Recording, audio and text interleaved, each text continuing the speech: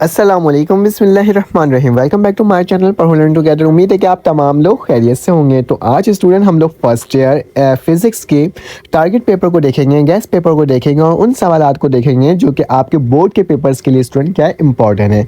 ये हम Padho learn together के channel Punjab board according to new course के हम लोग क्या कर रहे हैं, आज टारगेट पेपर को डिस्कस कर रहे हैं, क्योंकि आपके पेपर्स स्टार्ट होने वाले हैं और आपके पेपर स्टार्ट होने के साथ साथ आपको गैस पेपर और टारगेट पेपर की ज़रूरत है। तो मैं वो सवालात आपको पेश करना चाहता हूँ, वो सवालात आपको प्रोवाइड करना चाहता हूँ जो कि आपके बोर्ड के पेपर्स के लिए स्टूडेंट क्या होगा, इस साल के लिए मोस्ट इंपॉर्टेंट होगा। तो चलो आ जाओ, वक्त ज़ाय किए बगैर हम लोग यूनिट वाइज क्या करते हैं, देखना स्टार्ट करते हैं और देखते हैं कौन कौन से सवालात स्टूडेंट इंपॉर्टेंट हैं। तो हमारे पास जो सबसे पहला सवाल है, इसमें मैं लिखा है हमें एक्यूरेसी के बारे में बताना है कि एक्यूरेसी क्या होती है, ठीक है, और इसके बारे में डेफिनेशन करना है, ठीक है। यूनिट नंबर 1 के सवाल आते हैं, ठीक है। उसके बाद लिखा हुआ है find the dimension and SI unit of coefficient of viscosity, ठीक है। आपने डायमेंशन बताना है कि डायमेंशन क्या होता है उसका, फिर आपने ऐसा यूनिट बताना है कि ऐसा यूनिट क्या होती है, और साथ साथ फिर आपने कोएफिशिएंट ऑफ विस्कोसिटी के आपने यूनिट भी बतानी है, ठीक है। उसके लिए find the dimension of coefficient of viscosity, याद रखना है ये सवाल बार बार पूछा जाता है सवाल में, तभी यूनिट 1 से मैंने ये सवाल को आपको बार बार बताया है, ठीक है। Differentiate between random error and systematic error. Random error क्या होता है स्टूडेंट्स और सिस्टमेटिक एरर क्या होता है, आपने ये बताना है। उसके बाद स्टूडेंट नेक्स्ट क्वेश्चन जो है, write down the unit and dimension of G form of equation F बराबर है G M into M divide by R, ठीक है। तो इसका आपने क्या बताना है, डायमेंशन बताना है, ठीक है, कि ये क्या है, ठीक है। The time period of the simple pendulum, इसमें हमारे पास सवाल जो लिखा हुआ है, the time period of the simple pendulum is measured by the stop watch types error are possible, ठीक है। तो ये सवाल स्टूडेंट आपके फर्स्ट ईयर के लिए काफ़ी ज़्यादा इंपॉर्टेंट है, तो आपने इसकी प्रैक्टिस अच्छे से करनी है, ठीक है। अगर आपको मेरे प्राइवेट ग्रुप में ऐड होना है तो आपके पास मेरा नंबर शो होगा, उसमें आप मुझे मैसेज करोगे तो क्या कर दूंगा स्टूडेंट, मैं आपको ग्रुप्स में भी ऐड कर दूंगा, ठीक है। आपने बताना है डिफ्रेंशिएट बताना है, अगेन वही सवाल हमारे पास क्या आ गया स्टूडेंट, आ गया, तो इसको इतना देखने की जरूरत नहीं, मैंने इसको काट दिया है, ठीक है। इसके बाद नेक्स्ट क्वेश्चन है स्टूडेंट हमारे पास, वाई डू वी वाई, ये एक तरह का वो है सवाल, रीजनिंग क्वेश्चन है। Why do we find it useful to have to unit for amount of substance, kilogram and the mole. तो आपने बताना है क्यों इसको यूज़ किया जाता है, ठीक है, और इसके बारे में आपने डिटेल बताना है, ठीक है। उसके अंदर define explain the supplementary unit. Supplementary unit क्या होता है, ठीक है, जिसके अंदर हमारे पास रेडियन और स्टार रेडियन होता है, ठीक है, इसके बारे में आपने बताना है। गिव द ड्रॉबैक, मतलब आपने डिफेक्ट बताना है। Period of pendulum is use as a time standard, ठीक है, इसका ड्रॉबैक आपने बताना है। फिर बताना है right the dimension of pressure and density, का आपने बताना है, आपने इसका डायमेंशन बताना है। उसके बाद लिखा है name the several repetitive phenomena occurring in the nature which occur serve as a reasonable time and standard, ठीक है। इसके तमाम चीज़ें आपने क्या करना है स्टूडेंट बताना है, ठीक है। तो मैं वही सवाल आपको प्रोवाइड कर रहा हूँ जो आपके बोर्ड के पेपर्स के लिए क्या है स्टूडेंट, इस साल के लिए इंपॉर्टेंट है।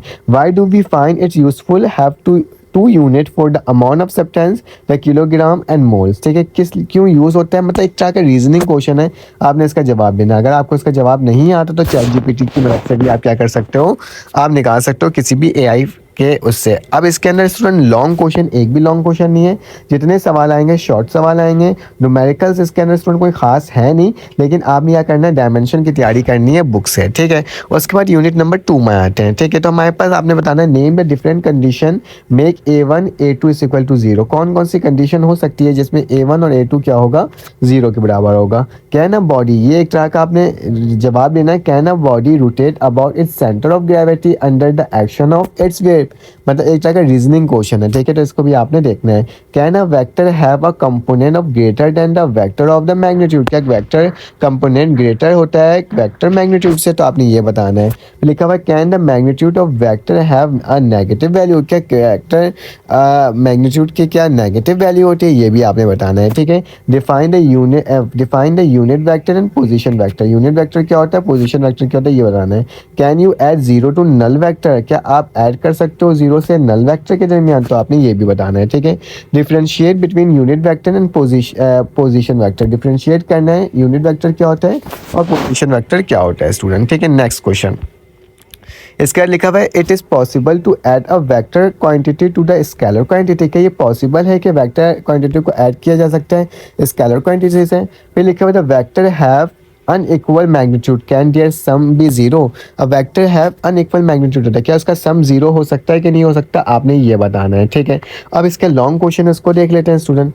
चैप्टर नंबर 2 के जो लॉन्ग क्वेश्चन है वो कौन कौन से है, डिफाइन द वेक्टर प्रोडक्ट और क्रॉस प्रोडक्ट, वेक्टर प्रोडक्ट और क्रॉस प्रोडक्ट क्या होता है, उसके बाद आपने बताना है स्टूडेंट हमारे पास explain with the right hand rule give 4 characteristic, ठीक है, राइट आपने बताना है, राइट हैंड रूल बताना है और इसके क्रॉस प्रोडक्ट के करेक्टरिस्टिक बताना है। Define the scalar product with example write down the any 4 characteristic, ठीक है, आपने 4 करेक्टरिस्टिक भी बताने हैं। एक्सप्लेन द क्रॉस प्रोडक्ट और vector to vector state right hand rule and give the least 4 characteristic, ठीक है, क्रॉस प्रोडक्ट और वेक्टर वेक्टर ऑफ 2 वेक्टर के बारे में बताना है, ठीक है, और उसके करेक्टरिस्टिक को भी क्या करना है, डिफाइन करना है। फिर लिखा हुआ स्टूडेंट लास्ट क्वेश्चन है इसका, define the rectangular component of a vector, rectangular component of a vector क्या होता है, how 2 vector can added by the rectangular component method, ठीक है, 2 वेक्टर किस तरह से ऐड हो सकते हैं रेक्टेंगुलर कंपोनेंट मेथड में, आपने ये भी क्या करना है स्टूडेंट बताना है। ठीक है, तो चैप्टर नंबर 2 के हमारे short question and long question हो गए। न्यूमेरिकल स्टूडेंट इसमें से आ सकता है 2.2, 2.4, 2.7, 2.14 और 2.15 आपके बुक के क्वेश्चन से, जबकि एग्जाम्पल नंबर 2.4 और 2.5 क्या होगा स्टूडेंट, इंपॉर्टेंट होगा। ठीक है, तो चलो आज जो वक्त ज़ाया किए बगैर हम लोग चैप्टर नंबर 3 को देख लेते हैं कि चैप्टर नंबर 3 के कौन कौन से सवाल इंपॉर्टेंट है स्टूडेंट। तो लिखा हुआ है हमारे पास explain the circumstance with the velocity of v acceleration a of car are parallel and perpendicular to each other, ठीक है, तो आपने इस तरह बताना है। ठीक है, उसके बाद हमारे पास जो नेक्स्ट सवाल है student, an object is thrown vertically upward, discuss the science of acceleration due to the gravity relative to velocity, ठीक है, ये आपने बताना है। Show the range projectile maximum, ठीक है, आपने शो करना है projectile maximum when projectile is thrown at angle 45 with horizontal, ठीक है, ये बताना है क्या होगा इसका रेंज। ठीक है, what is the difference between elastic collision and inelastic collision, elastic collision और इन इलास्टिक कोलिजन के दरमियान क्या डिफरेंसेस होते हैं, आपने ये बताना है। उसके बाद लिखा हुआ student state the second and third law of motion, second और थर्ड लॉ ऑफ मोशन क्या होता है, eight what point or point in the path does the particle have the minimum speed, its maximum speed, ठीक है, आपने बताना है कौन से पॉइंट में होता है मैक्सिमम और minimum. Define the impulse, impulse क्या होता है, and show that it's relative to the linear momentum, ठीक है, आपने ये भी बताना है। उसके बाद स्टूडेंट हमारे पास है motion constant velocity is a special case of the motion of with constant acceleration, in this statement के ये स्टेटमेंट ट्रू है कि नहीं है, ठीक है, आप ChatGPT से भी इसका आंसर निकाल सकते हो। तो स्टूडेंट ये हमारे पास शॉर्ट क्वेश्चन था। लॉन्ग क्वेश्चन की तरफ चलते हैं। Define elastic and inelastic collision, discuss the elastic collision in one dimension and show that the velocity approach is equal to the velocity of separation तक, ठीक है, ये आपने बताना है। What is projectile drive the expression of maximum height and horizontal range, ठीक है, आपने ये बताना है। Find the angle of projection of projectile for its maximum height and horizontal range are equal, ठीक है, इसके बारे में बताना है। उसके बाद स्टूडेंट हमारे पास लिखा हुआ है state and explain the law of conversation of linear momentum, इसके बारे में बताना है। Find the angle of projection of projectile for which its maximum height and horizontal range are equal, ठीक है, उस वक्त तक आपने बताना है इसकी वैल्यू, ठीक है। तो ये हमारे पास स्टूडेंट शॉर्ट लॉन्ग क्वेश्चंस हो गए। अब न्यूमेरिकल डिस्कस कर लेंगे। न्यूमेरिकल जो है स्टूडेंट बुक के क्वेश्चन से 3.3, 3.5, 3.7, 3.8, 3.10, 3.11, 3.12 है, जबकि एग्जाम्पल 3.2 और 3.5 से आएगा, ठीक है। चैप्टर नंबर 4 में चलते हैं और देखते हैं कि स्टूडेंट इसमें कौन कौन से क्वेश्चन इंपॉर्टेंट है। Define escape velocity and its value, ठीक है, आपने ये बताना है। फिर इसके लिए calculate the work done in kilojoule lifting the mass of 10 kg through a vertical of 10 metre, ठीक है, प्रूव करना है P बराबर है F.V के।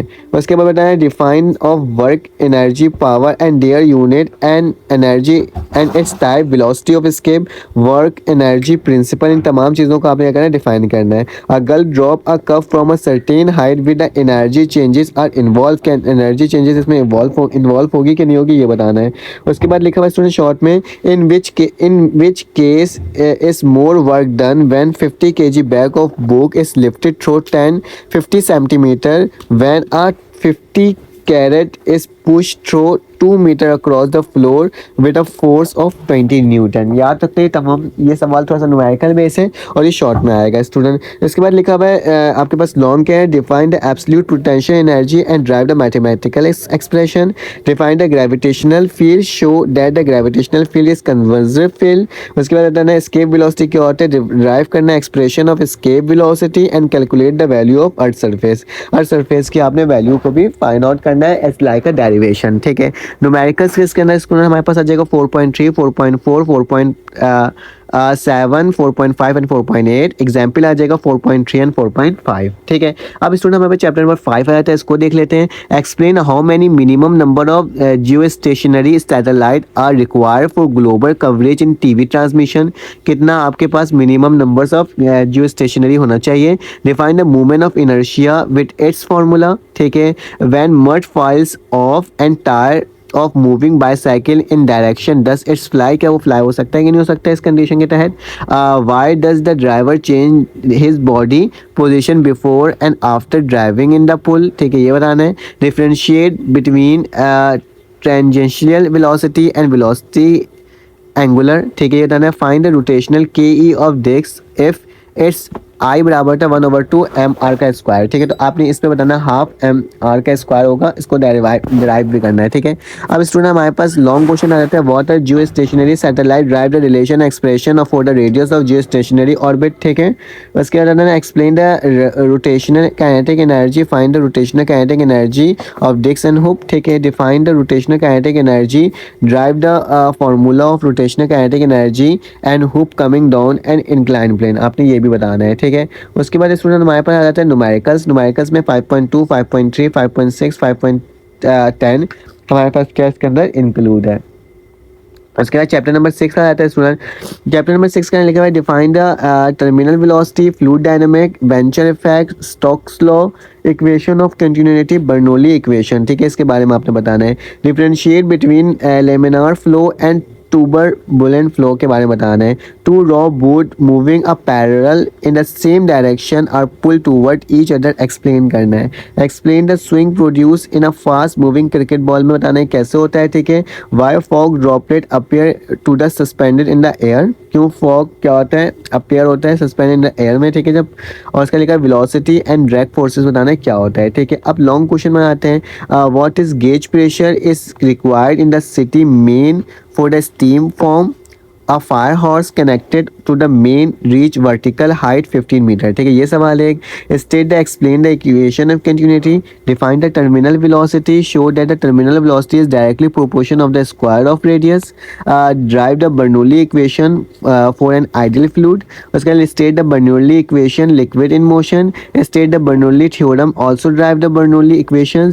लिखा हुआ है an airplane wing is designed so that the speed of the air across the top of the wing is 450 ms inverse। ठीक है, the speed of the air below the wing is 410 meter per second। ठीक है, what is the pressure difference between the top and bottom of the wing, density of the air दिया 1.2 kilo पर metre. ठीक है, ये आपके पास दिया हुआ। न्यूमेरिकल आपके पास 6.1, 6.3 एंड 6.5 इसका क्या है स्टूडेंट इंपॉर्टेंट है।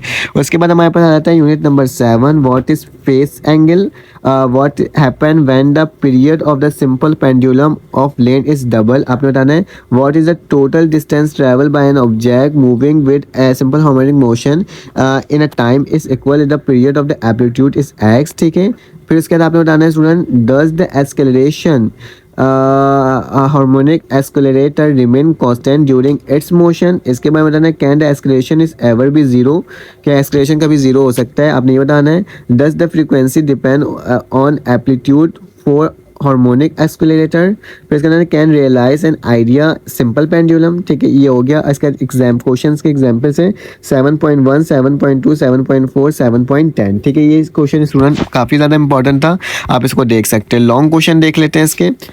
What is the simple pendulum, show that the motion simple pendulum is simple harmonic motion, calculate the time period and simple pendulum, prove the total energy mass spring system constant. ठीक है, remain constant, ये बताना है। ठीक है, आपने फिर उसके बाद आपके पास ये न्यूमेरिकल्स हैं, इसको देख लेना। चैप्टर नंबर 8 हमारे पास define the stationary wave and periodic wave. Explain the principle of superposition, how it's beat useful. Turning in a muscle instrument, it is possible for identical waves traveling in the same direction along the string to give rise to a stationary wave. Student एक ये सवाल है, define the crest श्रफ note and anti note बताना है क्या होता है, why does the sound travel faster in solid than in gases. ठीक है, तो ये सवाल क्या है स्टूडेंट, चैप्टर नंबर 8 के शॉर्ट के लिए इंपॉर्टेंट है। लॉन्ग क्वेश्चंस देख लेते हैं स्टूडेंट। लॉन्ग है, describe the transverse and stationary wave and its stretched string, show that the frequency of stretched string are quantize. ठीक है, डिफाइन द डोपलर इफेक्ट क्या होता है, और आपने इसके बारे में तमाम चीज़ें स्टूडेंट आपने बताना है। ठीक है, अगर शो करना है वी टी बराबर है वी ई प्लस 0.61 t। ठीक है, ड्राइव करना Newton formula of speed sound and air correction of Laplace बताना है।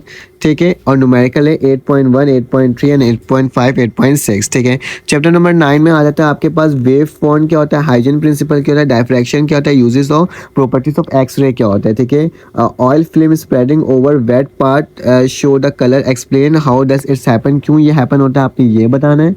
उसके बाद लिखा हुआ how can Newton ring with transmitted light with, explain briefly how would you manage to get more order spectra using diffraction grating, आपने ये बताना है।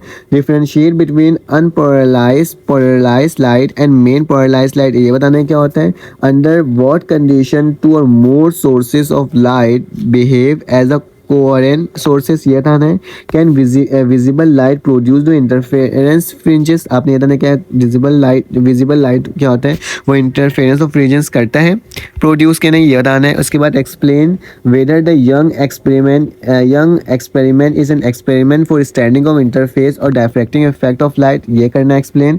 लॉन्ग करना है सवाल, यंग डबल स्प्लिट को आपने पूरा कंप्लीटली बताना है। ठीक है, न्यूमेरिकल 9.1, 9.7। स्टूडेंट चैप्टर नंबर 10 आ जाता है, define the critical angle, reflective index, total internal reflection, convex lens and a concave lens. ठीक है, ये बताना है। Resolving the power of magnification, how light is फिर इसका नेक्स्ट क्वेश्चन है how light is transmit through the optical fibre. उसके बाद नेक्स्ट सवाल है why loses of water occur in optical fibre. ठीक है, difference between angular magnification and resolving power of an optical instrument, ये किस तरह से होता है आपने ये बताना है। ठीक है, explain the difference between angular 112 magnification and resolving the power of optical instrument. ठीक है, इसके बारे में बताना है कैसे होता है स्टूडेंट। ठीक है, उसके बाद how convex lens is use as a magnifier. ठीक है, ये बताना है आपने।